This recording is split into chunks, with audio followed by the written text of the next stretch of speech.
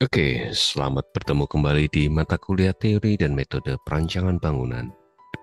Pada kali ini akan mereview tugas materialitas dan tektonika, khususnya untuk kampus Indralaya. Pembahasan kali ini perlu dipahami dulu pengertian dari tektonika. Saya menggunakan Copilot untuk mendefinisikan atau membantu melakukan definisi ulang karena pada materi penjelasan sebenarnya sudah muncul. Secara umum, tektonika adalah estetika sistem konstruksi bangunan. Ini yang perlu digarisbawahi dan diberi pemahaman atau diberi penegasan. Estetika sistem konstruksi bangunan. Hal estetik tersebut muncul dalam sebuah proses keterampilan menyusun. Jadi ada proses menyusunnya, dan itu merupakan keterampilan. Beberapa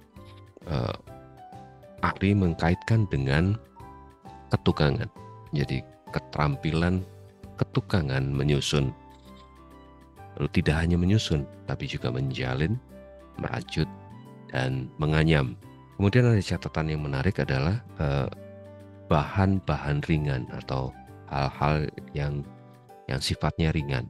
Kemudian hal yang mungkin agak sedikit saya lewatkan atau terlewatkan adalah tentang detail bangunan, detail arsitektural. Di review tugas kampus Palembang, rancu antara tektonika dengan detail arsitektur, sehingga pada kali ini saya perlu menegaskan atau memberi pemahaman ulang. Jadi detail arsitektur mencakup aspek estetika, fungsional, serta aspek teknologis pembangunan bangunan. Jadi kemudian detail itu tidak hanya sekedar mencakup hal-hal yang fungsional, kemudian hal-hal teknologi, tapi juga ada aspek estetik. Artinya di sini bahwa detail arsitektur itu lebih luas dibanding sekedar estetik semata atau kaitan lebih luas daripada tektonika. Kemudian detail arsitektur bisa mengacu atau mencakup elemen detail struktur, detail kamar mandi, detail kusen, jendela, dan pintu,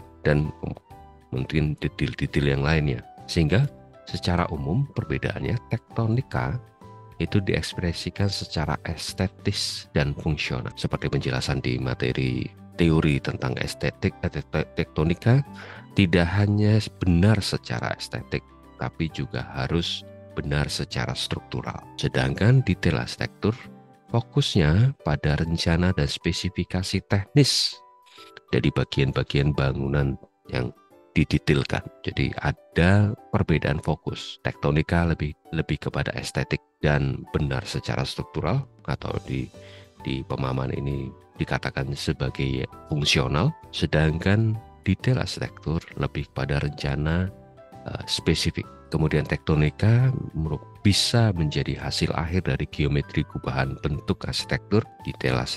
Sedangkan detail arsitektur adalah representasi visual yang sangat rinci dari bagian-bagian penting dalam sebuah bangunan.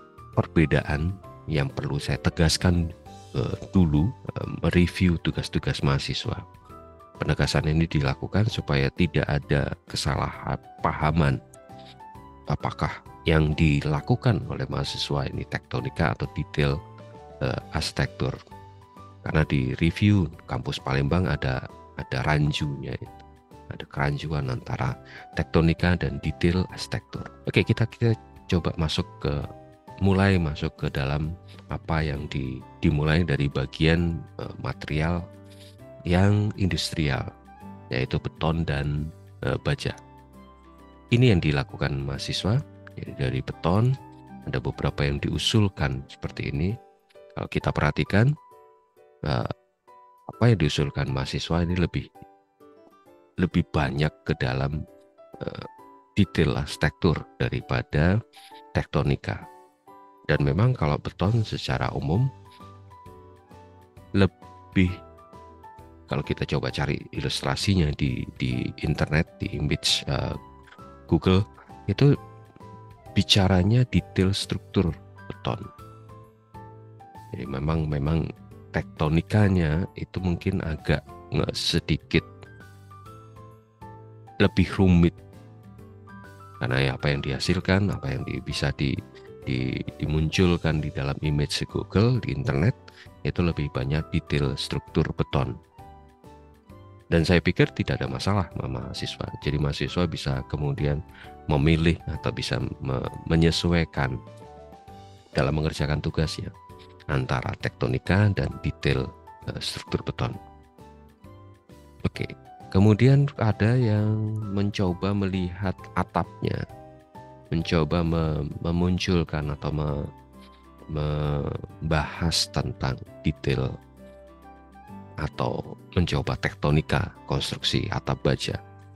Sepertinya cukup sama dengan yang beton. Kalau kita image di Google banyak sekali bicara tentang detail struktural, terutama detail struktural baja. Kaitannya juga dengan atap. Tapi bukan berarti tidak ada. Mungkin mungkin tektonika baja jauh lebih mudah kita temukan dibandingkan tektonika beton. Di gambar sebelah kanan ini kita bisa mengkotakkan atau mengidentifikasi bahwa gambar-gambar ini adalah tektonika baja seperti ini. Jadi bajanya bukan baja yang dirangkai seperti ini, yang biasa yang di sebelah kiri, tapi kemudian ada kekasan dan ada hal yang estetik. Jadi ada baja yang melengkung, kemudian perkuatan yang dibuat zigzag seperti ini, atau karyanya Frei Otto dengan sling baja, dengan kemudian strukturnya struktur tenda. Jadi ini tektonika baja. Oke, kita lanjut dengan beberapa usulan mahasiswa kaitan tetap dengan atap, tapi kemudian atapnya meliuk. Beberapa kemudian menggunakan apa yang disebut dengan konstruksi space frame supaya dia menghasilkan bentuk yang bergelombang dan meliuk. Kita coba lihat bahwa space frame dengan atap meliuk itu rata-rata yang kita temukan adalah detail struktural, detail-detail yang terkait dengan join antar bagiannya. Jadi ada pole joinnya dan kemudian dikaitkan dengan struktur space frame-nya atau karya-karya Sahadid. Saya kemudian bisa menyatakan ini tektonika karena ada unsur keindahan tapi secara bersamaan juga benar secara struktural. Jadi hal yang meliuk seperti ini. Di beberapa gambar proses pembangunan bangunan ini itu terlihat bahwa gambar atau bagian yang meliuk ini menggunakan struktur baja. Ada yang space frame, ada yang struktur yang lain, kemudian dibungkus dengan material yang penutup atapnya, macam-macam material penutup atapnya, dan di beberapa keterangan memang tidak jelas material penutup atapnya apa. Tapi di sini kita bisa melihat ini space frame yang kemudian menjadi estetik atau menjadi tektonika dengan atap yang meliuk. Beda dengan yang ini hanya sekedar gambaran strukturalnya, detail strukturalnya. Kemudian material berikutnya, material ini cukup banyak yang menggunakan, yaitu material batu bata. Tapi kemudian saya membagi menjadi dua kelompok, yaitu material dinding expose, dinding batu bata expose. Jadi batu bata yang kemudian berfungsi sebagai dinding kemudian diekspos dan ada perlakuan khusus. Itu yang perlu dilihat. Oke. Kalau kemudian mahasiswa menghadirkan bentukan atau gambar seperti ini lebih kepada detail arsitektural. Jadi susunan batanya, kemudian pola penyusunan batanya itu menjadi detail arsitektural. Tapi kemudian kalau batu bata itu diolah kembali, disusun kembali, seperti kembali lagi ke definisinya, ada jalinan ada anyaman, itu menjadi tektonika tersendiri. Seperti yang dilakukan tukang Mas Andi Rahman, dengan ada struktur di bagian tengah dengan besinya, dan kemudian disusun. Dan kita lihat bahwa si tukang ini menggunakan meteran supaya jarak antar batu bata itu presisi. Atau di bagian bawah terlihat juga hampir sama idenya. Ada besi, kemudian di batu bata disusun berdasarkan besi tersebut, tapi kemudian ada yang diputar, dirotate beberapa derajat, sehingga batu bata atau ekspresi batu bata yang keluar berbeda. Jadi tidak hanya sekedar menyusun seperti ini, tapi ada anyaman tersendiri, ada unsur estetik tersendiri. Ini juga ada unsur estetiknya, penyusunannya, polanya juga, tapi lebih kepada fungsional struktural. Sedangkan di sini juga tidak hanya sekedar fungsional struktural, tapi juga ada keindahannya. Ini tentang dinding bata. Yang berikutnya tentang roster. Ini juga banyak yang menggunakan. Nah, ketika roster, kalau roster itu disusun atau mahasiswa menggambarkan penyusunan roster itu berdasarkan roster yang semi pabrikasi atau sudah bentuknya seperti ini, kemudian disusun, ditumpuk, dipolakan seperti ini. Ini sama juga dengan yang detail struktural batu bata. Jadi materialnya tinggal disusun saja, tidak ada pengolahan lebih lanjut. Nah, jika roster itu dihadirkan berdasarkan susunan batu bata yang berbeda, sehingga kemudian muncul lubang-lubang yang fungsinya menjadi roster, itu menjadi tektonika batu bata. Ini pemahaman personal saya. Jadi mungkin ini menjadi tektonika tersendiri.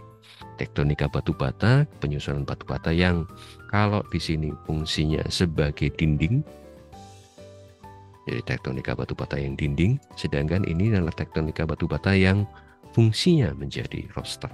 Karena ada lubang yang bisa udara masuk, cahaya masuk. Nah, susunan yang ini berbeda.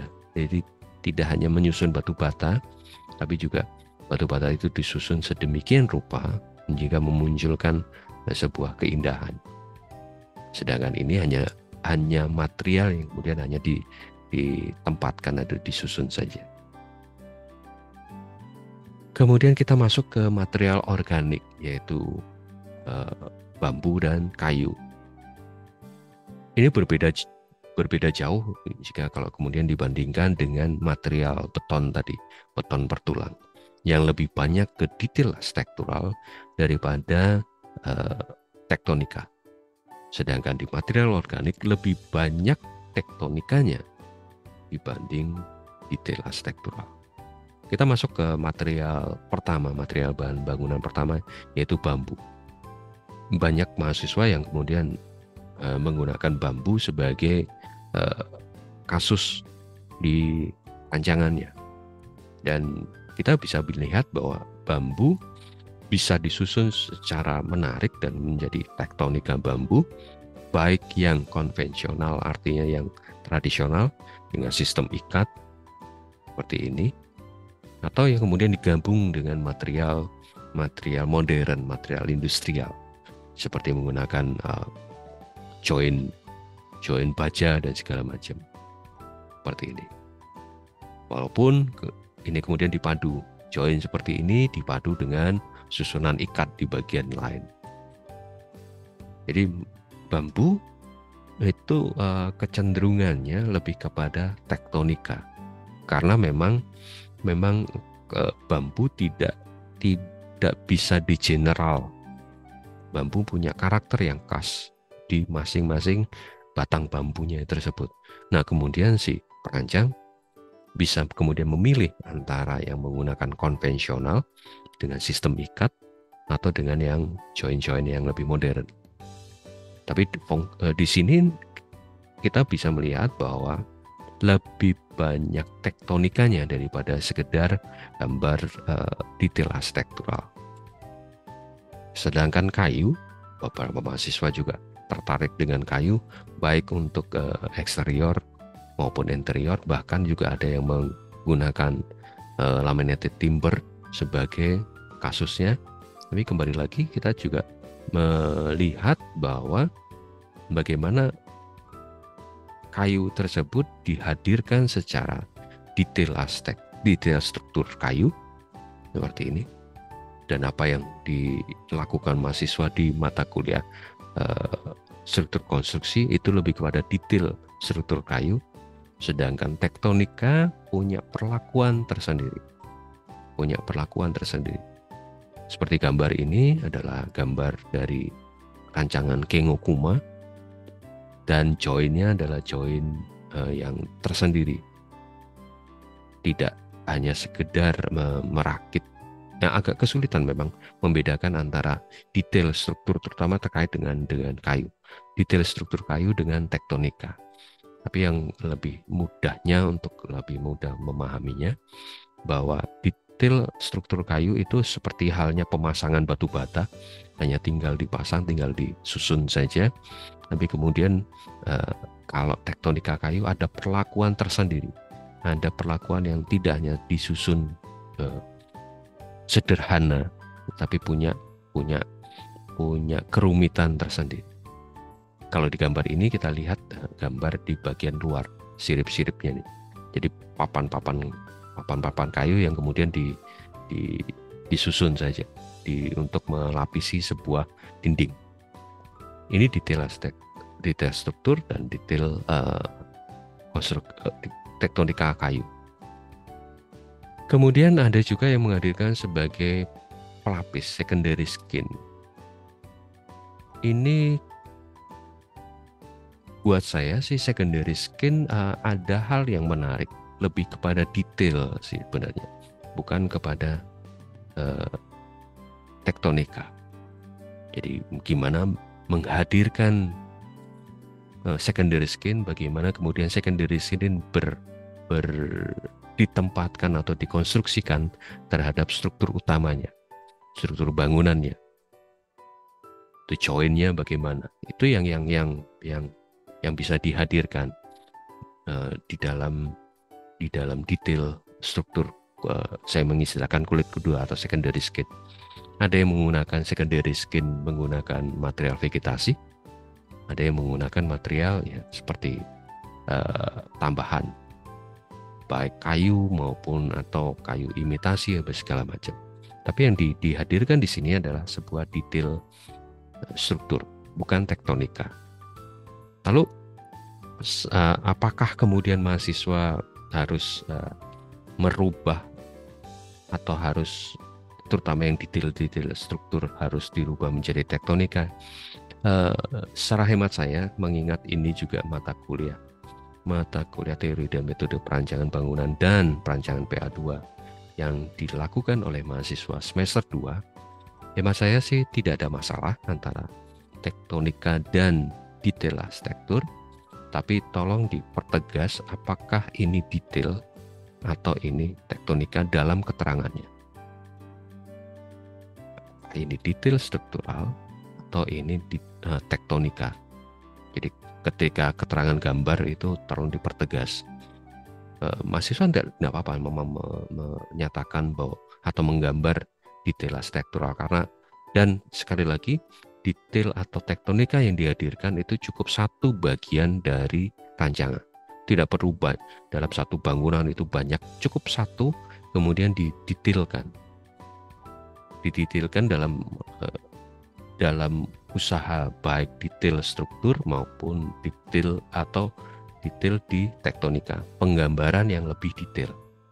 Itu yang perlu dipahami dulu, karena sebenarnya kenapa satu part atau hanya satu bagian, saya mengacu apa yang disampaikan Van der Rohe ini, bahwa arsitektur dimulai ketika ada dua bata bertemu dan kemudian menyusun bangunannya. Jadi itu juga menjadi alasan mengapa tugas tektonika ini muncul, supaya pemahaman tentang material, pemahaman tentang detail ketika dua benda baik yang materialnya sama itu bertemu atau material yang berbeda itu bertemu. Pertemuan dua bagian, dua part ini yang menjadi perlu di-highlight, perlu dipertegas. Seperti yang disampaikan Van der Rohe, arsitektur starts when you carefully put two bricks together. Ada kata carefully. When you carefully put two bricks together. Dan arsitektur itu dimulai. Jadi tugas ini adalah untuk mempertegas atau melihat lebih detail bagaimana pertemuan-pertemuan itu. Baik itu secara detail arsitektur maupun itu secara tektonika. Untuk sementara saya perlu melepaskan itu dulu. Mengingat bekal mahasiswa untuk pemahaman ini masih cukup minim. Yang difokuskan adalah bagaimana pertemuan antara dua part ini, dua bagian ini. Mungkin itu penjelasan dari apa yang sudah dikumpulkan mahasiswa. Silakan mahasiswa berproses kembali untuk merapikan, karena terlihat sekali beberapa bagian atau beberapa karya mahasiswa tersebut masih berupa sketsa yang cukup kasar. Silakan dirapikan, terserah mahasiswa memilih mau mengacu pada detail struktural, detail arsitektural, atau kepada tektonika. Yang penting adalah catatannya di keterangan. Mungkin itu yang bisa saya sampaikan kali ini. Terima kasih banyak, sampai jumpa di materi berikutnya.